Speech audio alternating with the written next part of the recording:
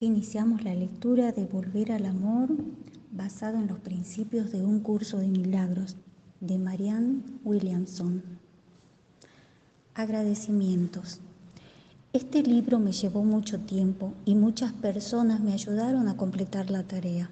A Lowman, mi agente literario, ha sido un ángel con el libro y conmigo también. Por su causa lo empecé y por su causa lo terminé. A Andrea Kagan también hizo mucho para que el libro llegase a su conclusión. Convierte la edición de libros en una forma de arte. Muchas personas merecen que le agradezca su contribución. Connie Church, Jeff Hammond y Freddie Weber me ayudaron muchísimo con la redacción. Doy las gracias a Carol Cohen y a toda la plantilla de HarperCollins por no haberme abandonado desde hace mucho tiempo.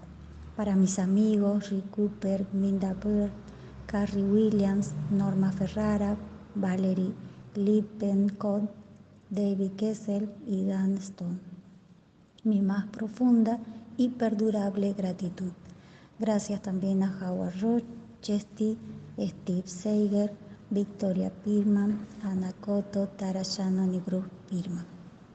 Gracias a todas las personas que durante los últimos 8 años han asistido a mis conferencias y participado en mis grupos.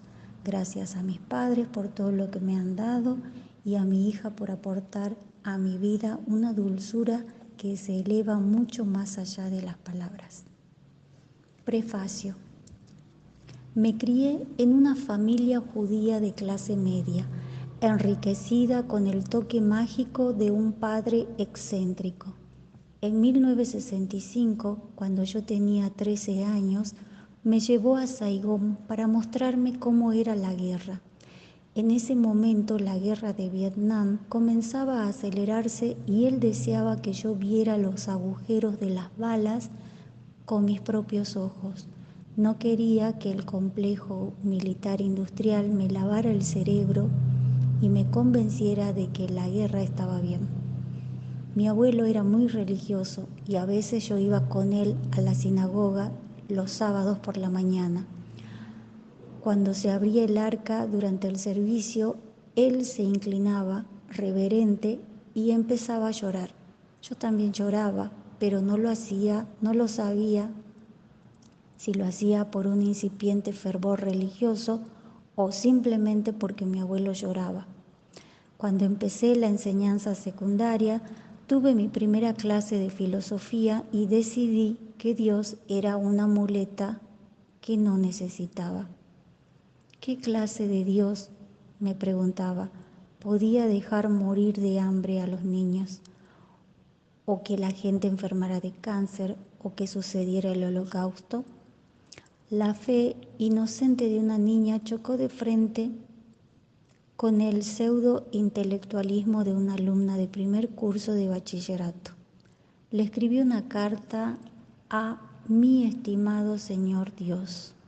Mientras la escribía estaba deprimida, pero era algo que sentía que tenía que hacer, aunque ya me consideraba demasiado instruida para creer en Dios. En la universidad, mucho de lo que aprendí de los profesores no tenía decididamente nada que ver con el plan de estudios. Abandoné la carrera para cultivar verduras, pero no recuerdo haber cultivado jamás ninguna. Hay muchas cosas de aquellos años que no puedo recordar, como muchísima gente en aquella época, al final de los 60 y al principio de los 70, yo era bastante descontrolada. Me parecía que cada puerta que las normas convencionales marcaban con un no ocultaba el secreto de algún placer lascivo que no podía perderme. Todo lo que pareciera escandaloso quería hacerlo y generalmente lo hacía. No sabía qué hacer con mi vida, aunque recuerdo que mis padres no dejaban de rogarme que hiciera algo. Iba de relación en relación, de trabajo en trabajo, de ciudad en ciudad, buscando algún sentimiento de identidad o algún propósito.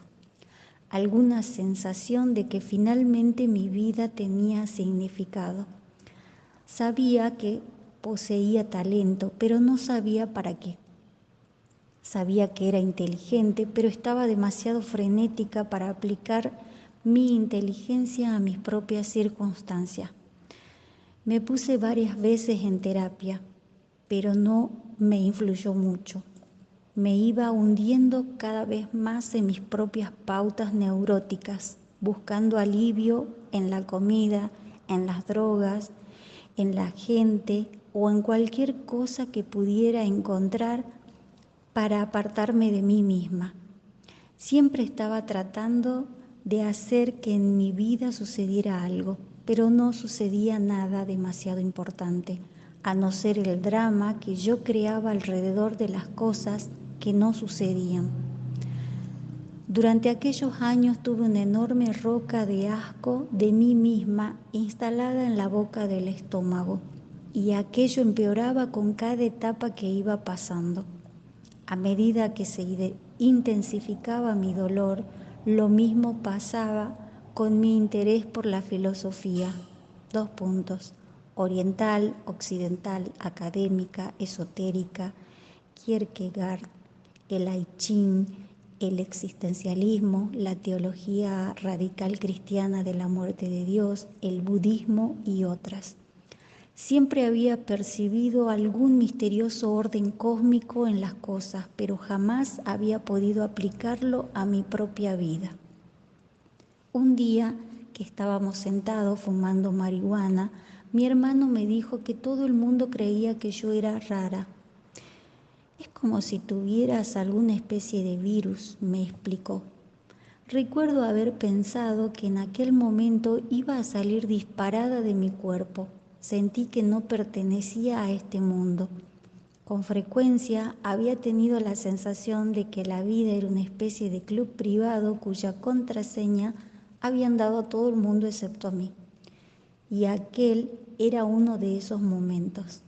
Sentía que los demás conocían un secreto que yo no sabía, pero no quería preguntarles por él para que no supieran que no lo sabía. A mis 20 y tantos años estaba en una confusión total. Creía que los demás también se morían por dentro, igual que yo, pero que no podían o no querían hablar de ello. Seguía pensando que había algo muy importante de lo que nadie hablaba. Tampoco yo tenía palabras para explicarlo, pero estaba segura de que en el mundo había algo fundamental que no funcionaba. ¿Cómo era posible que todos pensaran que en ese juego estúpido de triunfar en la vida, que a mí en realidad me avergonzaba y al que no sabía jugar, pudiera consistir todo el sentido del hecho de estar aquí? Un día del año 1977, en Nueva York, vi en casa de alguien una serie de libros azules con letras doradas. Eché un vistazo a la introducción y leí: este es un curso de milagros, es un curso obligatorio. Solo el momento en que decides tomarlo es voluntario. Tener libre albedrío no quiere decir que tú mismo puedas establecer el plan de estudio. Significa únicamente que puedes elegir lo que quieres aprender en cualquier momento dado. Este curso no pretende enseñar el significado del amor, pues eso está más allá de lo que se puede enseñar. Pretende, no obstante, despejar los obstáculos que impiden experimentar la presencia del amor, el cual es tu herencia natural. Recuerdo haber pensado que eso sonaba bastante misterioso, por no decir arrogante. Sin embargo, continué leyendo y entonces me di cuenta en que la terminología de los libros era cristiana.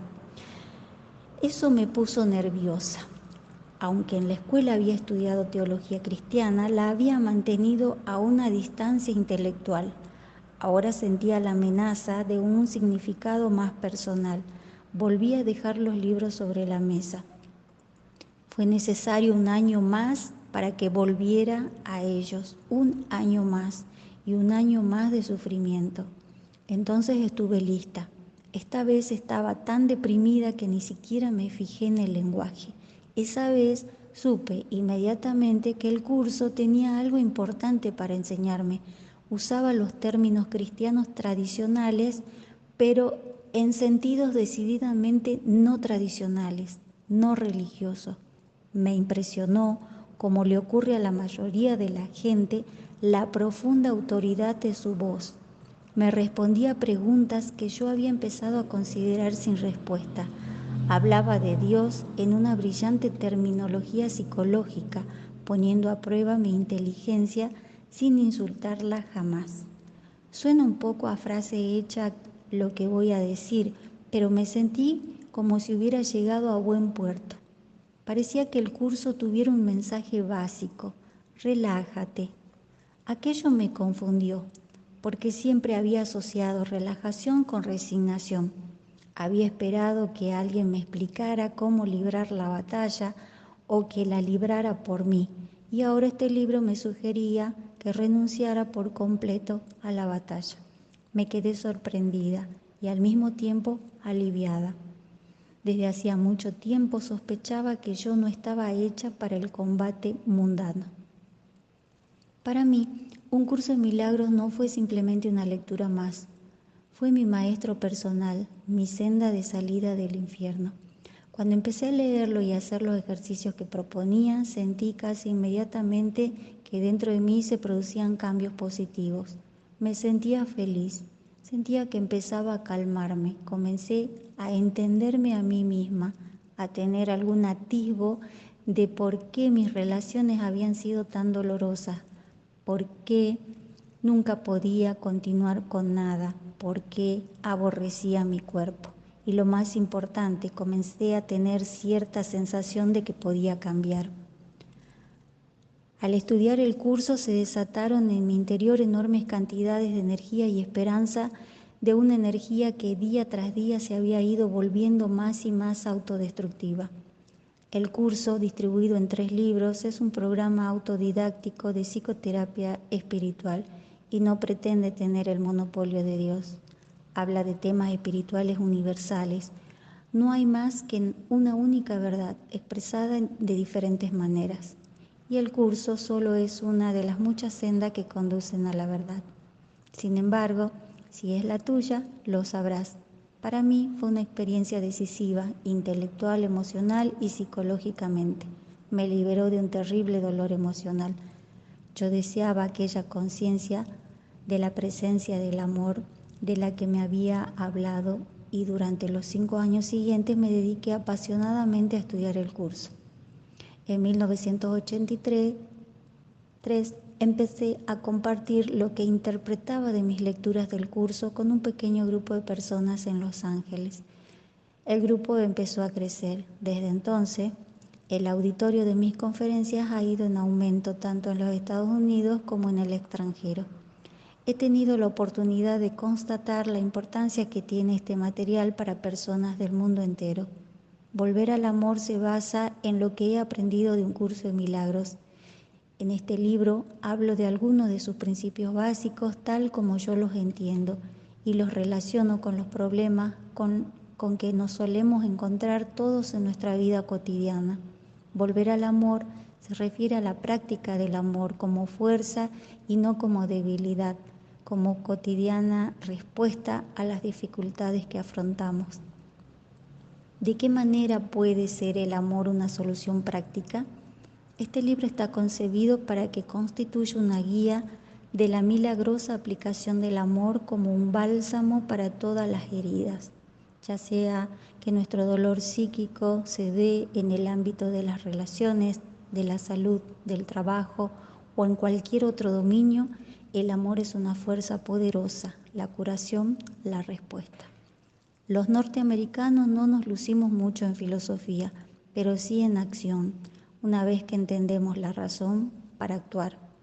A medida que empecemos a comprender con mayor profundidad por qué el amor es un elemento tan necesario para sanar al mundo, se producirá un cambio interior y exterior en la forma en que vivimos.